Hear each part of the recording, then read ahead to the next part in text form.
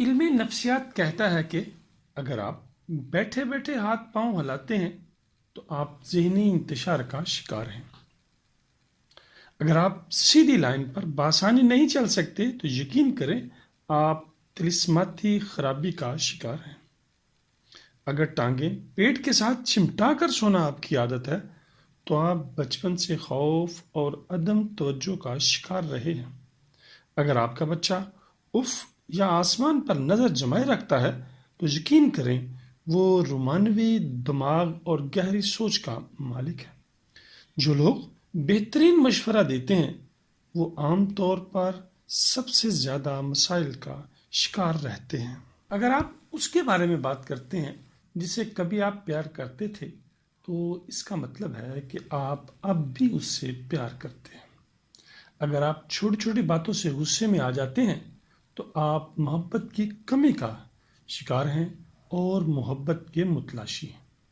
اگر آپ معمولی باتوں سے چمٹے رہتے ہیں تو آپ بچپن میں عدم توجہ کا شکار رہے ہیں۔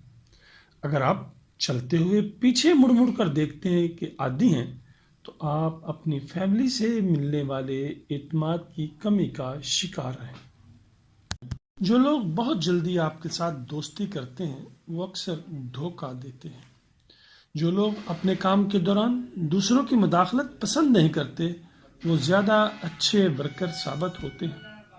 جو لوگ دیر تک جاگتے ہیں وہ زیادہ تخلیقی ذہن اور زندگی کے فیصلے کرنے میں بہتر ہوتے ہیں۔ جو لوگ عام طور پر بہت اچھے ہوتے ہیں وہ اندر سے اتنے ہی زخمی ہوتے ہیں۔ جو شخص سب کو خوش رکھنے کی کوشش کرتا ہے وہ اکثر تنہا رہ جاتا ہے۔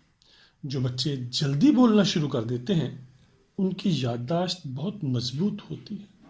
جب کوئی آپ کا نام پکارے اور آپ فوری جواب دیں تو یہ صحت مند دماغ کی علامت ہے۔